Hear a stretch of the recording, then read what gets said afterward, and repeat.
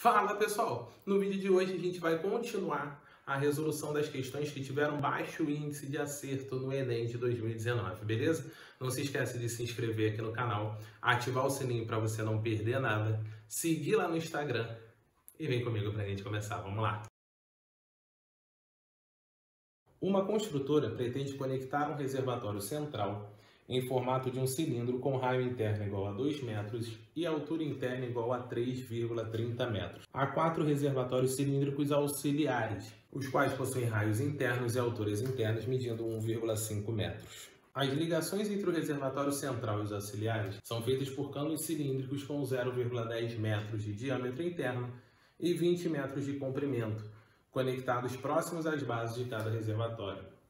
Na conexão de cada um desses canos com o reservatório central, há registros que liberam ou interrompem o fluxo de água.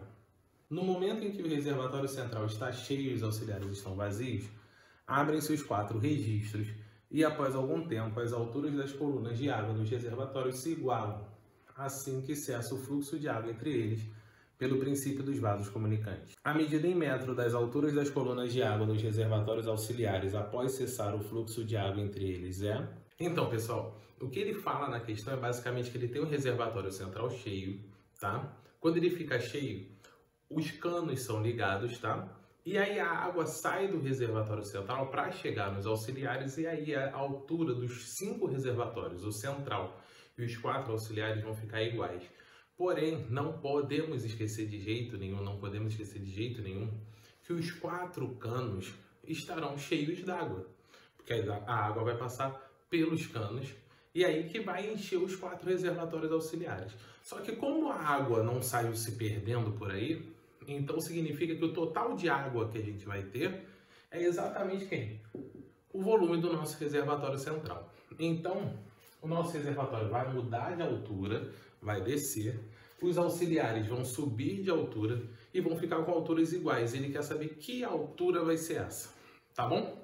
Então, basicamente é o seguinte, a nova altura do reservatório central, vamos chamar de Hzinho, e a altura do reservatório auxiliar, vamos chamar de Hzinho também, tá bom?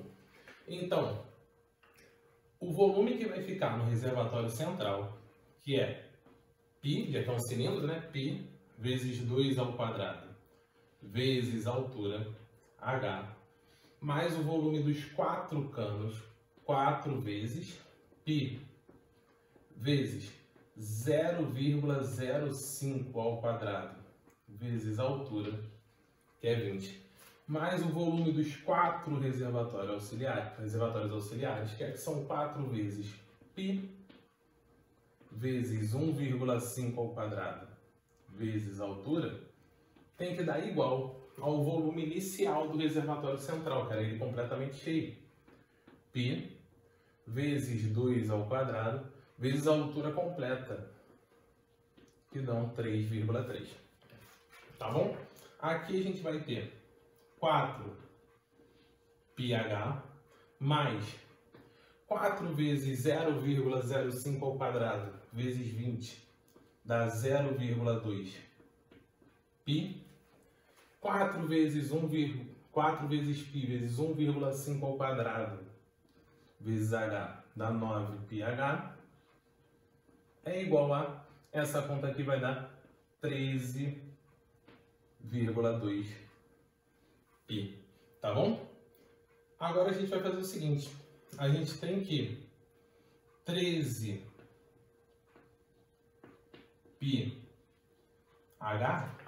vai ser igual a 13π, tá bom? Se 13πh é igual a 13π, olha o que acontece. Π com π vai embora, esse 13 vai passar dividindo, então você chega à conclusão que a sua altura é igual a 1 metro. E a sua altura, sendo igual a 1 metro, é a nossa letra D. Beleza? O que tem que prestar atenção nessa questão é que, além do volume ser igual ao volume total do reservatório central, não podemos esquecer que os canos vão estar cheios, tá bom? Vamos para a nossa próxima questão, que também teve um grande índice de erro, beleza? A Hydrangea macrophylla é uma planta com flor azul ou cor-de-rosa, dependendo do pH do solo no qual está plantada. Em solo ácido, a flor é azul, enquanto que em solo alcalino, a flor é rosa. Considere que a Hydrangea cor-de-rosa, mais valorizada comercialmente numa determinada região, seja aquela produzida em solo com pH inferior a 8. Sabe-se que pH é igual a menos log de X na base 10, em que X é a concentração de íon hidrogênio H+. Para produzir a Hydrangea cor-de-rosa de maior valor comercial, deve-se preparar o solo de modo que X assuma... Pessoal, então nessa questão ele fala que o pH tem que estar entre 7 e 8. E ele te diz o seguinte, que o pH é calculado como menos log de X na base 10. Tá? Se você não escrever essa base 10, não tem problema. Lembra que é normal. Beleza? Só que esse menos aqui está atrapalhando a gente. Então a gente chega e multiplica essa equação toda por menos 1. Quando a gente multiplica essa equação toda por menos 1, aqui vira menos 7. Não esquece que o sinal da equação troca, fica log de X. Aqui troca em menos 8. Tá bom? Só não podemos esquecer, mesmo não escrevendo, que a base do log é 10. E aí a gente tem que lembrar daquela propriedadezinha de log. Lembra? Log de B na base A é igual a se e somente se essa base do log passar para lá como base da potência. Então fica B é igual a A elevado a C. E como a gente vai usar isso? Simples, ó. Você vai pegar esse 10 e passar como base das suas potências. Então vai ficar 10 elevado a menos 7 maior do que x maior do que 10 elevado a menos 8. E aí só para você escrever bonitinho, 10 a menos 8, só inverteu, tá? Só espelhou 10 a menos 7. E aí a gente encerra vendo então que essa é a nossa letra E. Beleza? Apesar da questão envolver log, ela só parte desse princípio daquela propriedadezinha fundamental de log, tá bom? Não tem grandes mistérios.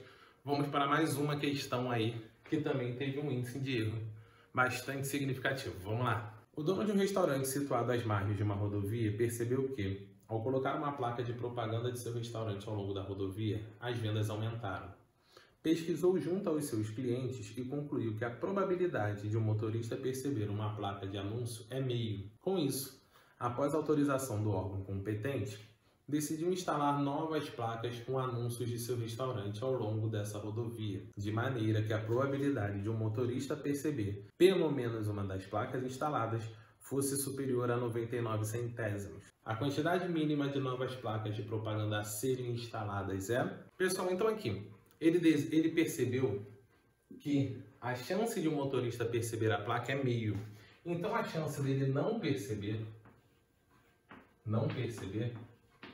é exatamente quanto falta para um inteiro, ou seja, também é meio, tá?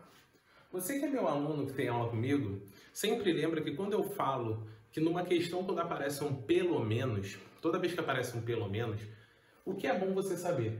Toda vez que ele fala de pelo menos, tenta fazer o seguinte, não tenta fazer os casos que ele vai perceber, ou os casos que você quer. Tenta fazer o total menos os casos não favoráveis, menos as situações não favoráveis. Então o total seria 1, que é 100%, menos as situações não favoráveis é meio, tá? Porém você não sabe quantas placas ele instalou, até porque é o que ele pergunta. Então aqui você faz meio elevado ao número de placas. Ele quer que essa percepção seja maior do que 99 centésimos. Tá bom? Você passando esse 1 para lá, você fica aqui menos meio, o meio elevado a n, vai ser maior do que 99 centésimos menos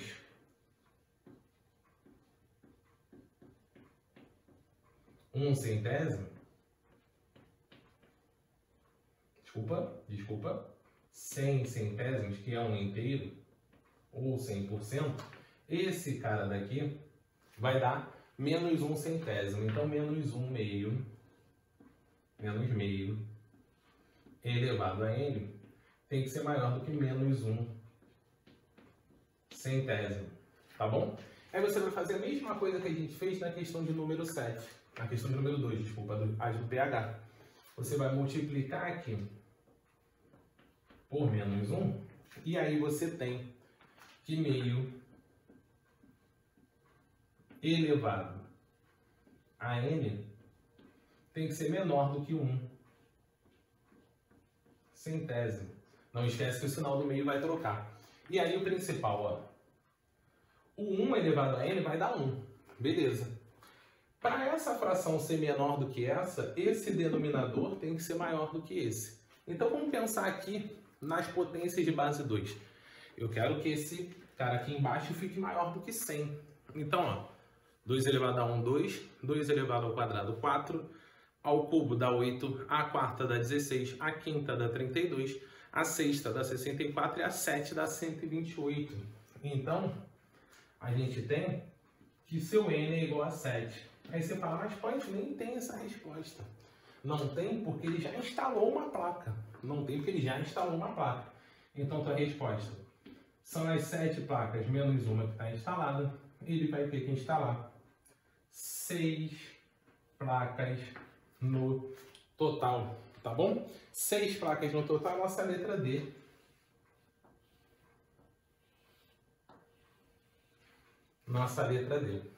Beleza? Então, uma questãozinha aí de probabilidade, mas que envolve o seu conhecimento de potenciação e de inequação.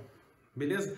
Nada muito complicado, mas é sempre bom dar um pouquinho de atenção nisso daí, até porque probabilidade, normalmente análise combinatória, são coisas que sempre caem no Enem. Então não custa a gente dar uma olhada nisso daí. Beleza?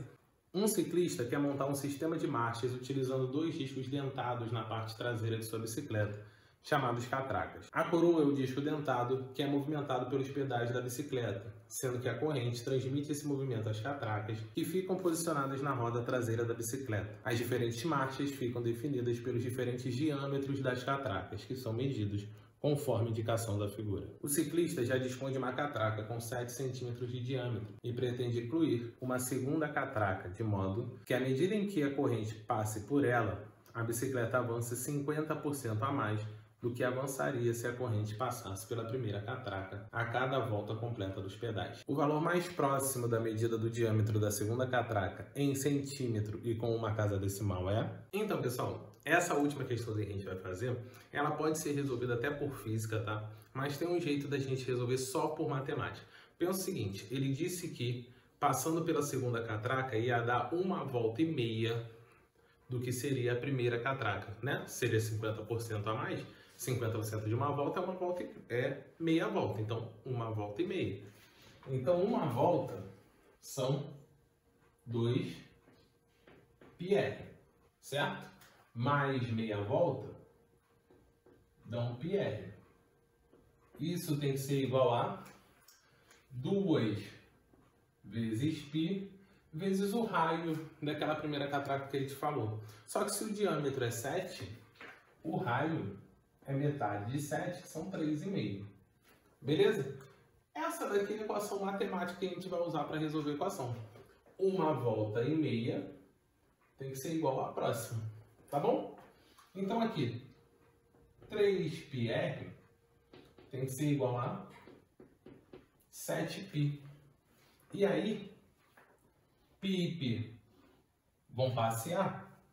O r vai ser igual a 7 terços. Beleza, gente, descobriu o raio. Só que ele quer o diâmetro. O diâmetro São 2 raios. Lembra daquela piadinha? O que é pior que um raio cair na sua cabeça? Cair um diâmetro. Nossa, que engraçado. Tudo. Então aqui, multiplicando por 2, vai dar 14 terços. 14 terços vai dar aproximadamente 4,67. Tá bom? Então o seu diâmetro, seu novo diâmetro, o valor mais próximo que tem, seria de 4,7. Opa, esqueci aqui. 4,7. Tá bom? E 4,7 vai ser a nossa resposta de letra C. Beleza? A gente só precisou saber de comprimento de circunferência. Apesar disso, essa questão teve um índice de erro bastante alto no Enem. Tá bom? Ela teve menos de 20% de acerto. Na verdade, todas as questões que a gente está vendo aqui tiveram menos de 20% de acerto no Enem. Beleza? A gente vai encerrando por aqui o vídeo de hoje. Na próxima semana a gente deve fazer a prova de 2018 do Enem, mesma situação, que a gente vai pegar questões que tiveram um índice de acertos muito baixo. Mas caso você queira alguma questão específica, deixa aqui o seu comentário. Não esquece de se inscrever, tem um botãozinho aí vermelho, só se inscreve, de boassa, tá bom? E segue lá no Instagram. Beijo no coração de vocês, até a próxima. Tchau, tchau.